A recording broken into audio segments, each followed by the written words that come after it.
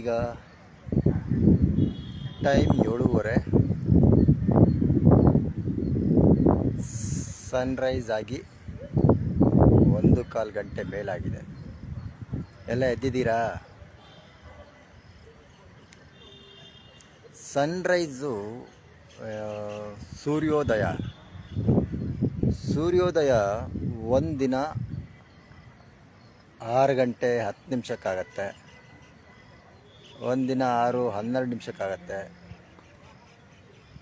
ಒಂದಿನ 6 ಗಂಟೆ 15 ನಿಮಿಷಕ್ಕಾಗತ್ತೆ. ಅದನ್ನು ಯಾರೋ ಗುರೂಜಿ ಇದ್ನಲ್ಲ, ಅರ್ಧ ಗಂಟೆ ಲೇಟಾಗಿ ಸೂರ್ಯೋದಯ ಮಾಡಿಸ್ತವನೊಬ್ಬ ಗುರೂಜಿ ಇದ್ನಲ್ಲ. ಸೊ 7:30 ಆದರೂ ಇನ್ನೂ ಮೋಡ ಕವಿದ ವಾತಾವರಣ. ವಾಕ್ ಮುಗಿಸಿ ಮನೆಗೆ ಹೋಗೋ ಹೊತ್ತಿಗೆ ಮತ್ತೆ ಮಳೆ ಬರುತ್ತೆ. 4 ದಿವಸದಿಂದ ಮಳೆ. I like it. ಅದಕ್ಕೆ ಮಳೆ ಬರ್ತಾಯಿದೆ.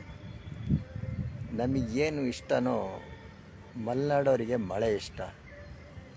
ಮಳೆ ಬರ್ತಾಯಿದ್ರೆ ಒಂಥರ ಖುಷಿ. ಗಾಳಿ ಚೆನ್ನಾಗಿ ಬೀಸ್ತಾ ಇದೆ. ಇವಾಗ ಒಂದು ಏನು ವಿಚಾರ ಮನಸ್ಸಿಗೆ ಬಂತು ಅಂದರೆ,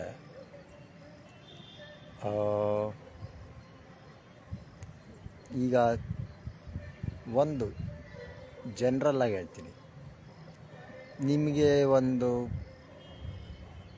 ವಯಸ್ಸು 30-35 ಅಂತ ಇಟ್ಕೊಳ್ಳಿ.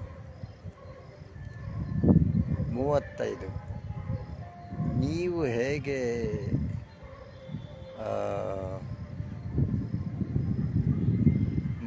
ನಿಮ್ಮ ಮನಸ್ಸು ಹೇಗೆ ಸ್ಥಿರವಾಗಿದೆ, ಇಲ್ಲ ನಿಮಗೆ ಎಷ್ಟು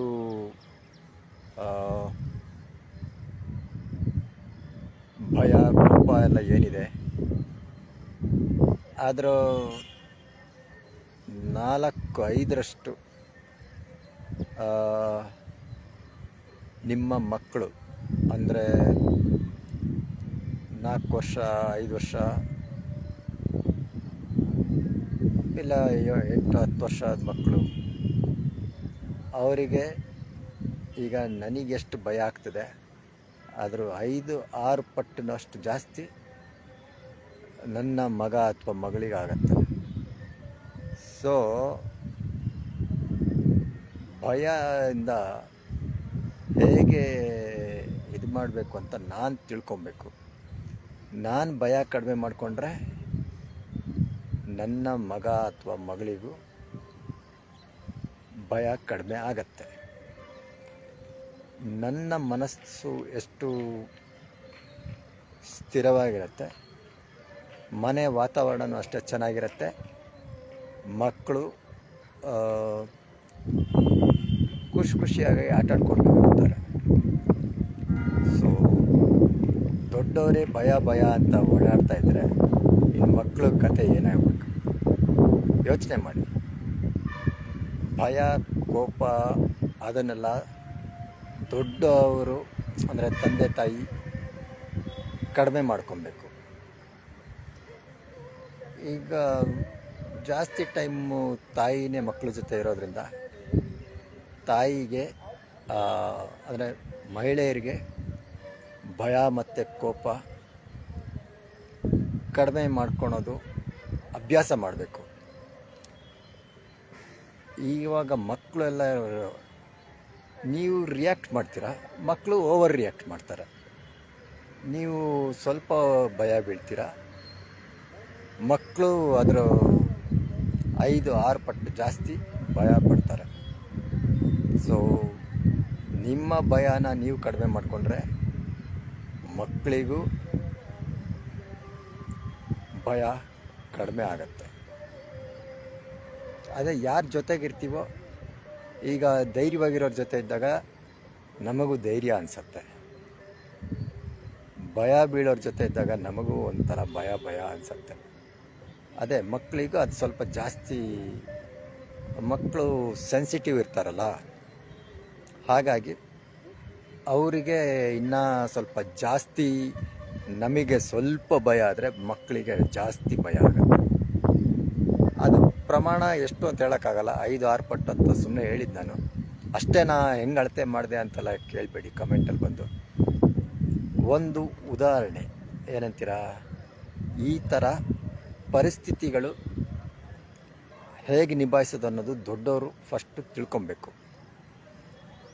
ಅದನ್ನು ನೋಡಿ ಮಕ್ಕಳು ಅಭ್ಯಾಸ ಮಾಡಿ. ಮಕ್ಕಳುಗಳಿಗೆ ಇವಾಗ ನಾನು ಸುಮಾರು ನೋಡಿರೋದ್ರಿಂದ ಓವರ್ ರಿಯಾಕ್ಟ್ ಮಾಡ್ತಾರೆ ಅಂತ ಎಲ್ಲರೂ ಹೇಳ್ತಾರೆ. ಮಕ್ಕಳು ಓವರ್ ರಿಯಾಕ್ಟ್ ಮಾಡೋಕ್ಕೆ ಕಾರಣ ನಾವು ರಿಯಾಕ್ಟ್ ಮಾಡೋದನ್ನು ಕಡಿಮೆ ಮಾಡ್ತಾ ಇಲ್ಲ. ನಾವು ಸಣ್ಣ ಸಣ್ಣ ವಿಚಾರಗಳಿಗೂ ರಿಯಾಕ್ಟ್ ಮಾಡ್ತಾಯಿದ್ದೀವಿ. ಸೊ ನಮ್ಮನ್ನು ನೋಡೇ ತಾನೇ ಮಕ್ಕಳು ಕಲಿಯೋದು.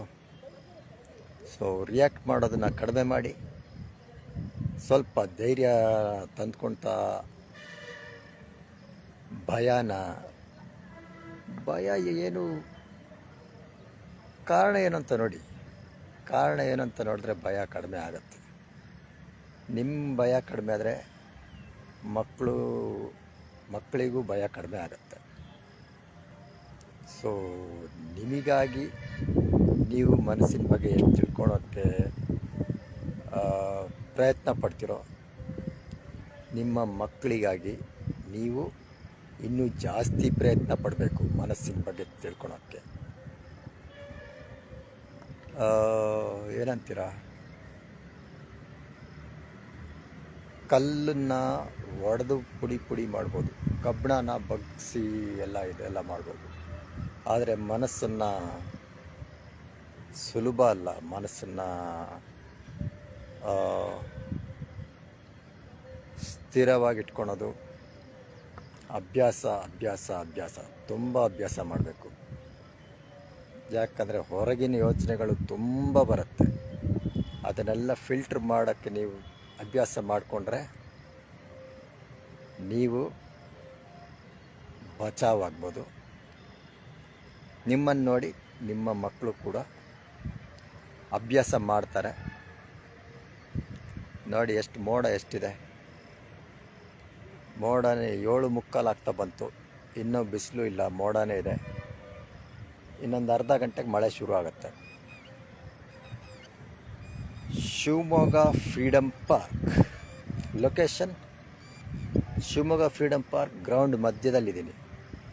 ನೆನ್ನೆ ಸ್ಟೇಜ್ ಮೇಲಿದ್ದೆ, ಇವತ್ತು ಸ್ಟೇಜ್ ಕೆಳಗಡೆಯಿಂದ ವಿಡಿಯೋ ಮಾಡ್ತಾಯಿದ್ದೀನಿ. ಆಡಿಯೋದಲ್ಲಿ ಸ್ವಲ್ಪ ಗಾಳಿ ಅದು ಸೌಂಡ್ ಡಿಸ್ಟರ್ಬೆನ್ಸ್ ಇದ್ದರೆ ಮರದ ಹತ್ರ ಹೋಗಿ ಬೇರೆ ಇನ್ನೊಂದು ವಿಡಿಯೋ ಮರದ ಹತ್ರ ನಿಂತ್ಕೊಂಡು ಮಾಡ್ತೀನಿ. ಗಾಳಿ ಅಷ್ಟಿರಲಿಲ್ಲ, ಆದರೂ ಆಡಿಯೋ ಹೇಳಿದ್ದು ಕೇಳತ್ತೆ ಅಂದ್ಕೊಳ್ತೀನಿ. ಇಲ್ಲ ಅಂದರೆ ಇಯರ್ಫೋನ್ ಹಾಕಿ ಕೇಳಿಸ್ಕೊಳ್ಳಿ.